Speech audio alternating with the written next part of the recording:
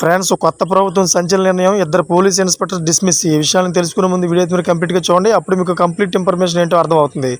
అదేవిధంగా చాలామంది వీడియో చూస్తున్నారు కానీ సబ్స్క్రైబ్ చేసుకోవడం మాత్రం మర్చిపోతున్నారు. దయచేసి సబ్స్క్రైబ్ చేసుకోండి.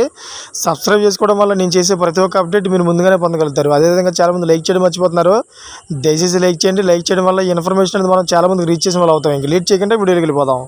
ఫ్రెండ్స్, విధుల్లో నిర్లక్ష్యం వహిస్తూ అవినీతికి పాల్పడిన సిఐలు పోలీసులను సస్పెండ్ చేస్తూ మల్టీ జోన్ 1 ఐజీ ఏవి రంగనాథ్ శనివారం ఉత్తర్వులు జారీ చేశారు.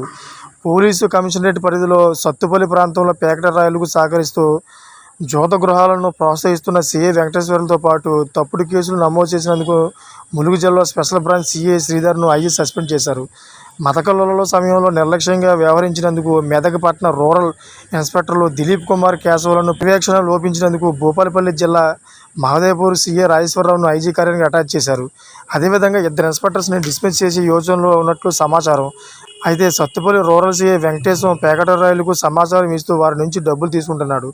2022-2023లో ఖమ్మం 2 టౌన్ ఇన్స్పెక్టర్గా విధులు నిర్వహించి శ్రీధర్ ఓ సివిల్ తగాదాలో తలదూర్చి ఓ పత్రికా విలేకరి ఇంట్లో ఎస్ఎల్ఆర్ తుపాకీకి చెందిన 6 తోటాలు లభ్యమైనట్లు ఆయుధాల చట్టంతో పాటు పలు సెక్షన్లతో బెదిరించి తప్పుడు కేసు నమోదు చేశాడు. ఖమ్మం సీసీ విచారణలో అది నిజమని తేలడంతో ఆయన సస్పెండ్ చేశారు. ఇప్పుడు ఆయన ములుగు ఎస్పీలో సీఈగా ఉన్నాడు. చూసారుగా ఫ్రెండ్స్, ఇటువంటి లేటెస్ట్ అప్డేట్స్ కోసం ఛానల్ సబ్స్క్రైబ్ చేసుకోండి. Thank for watching friends.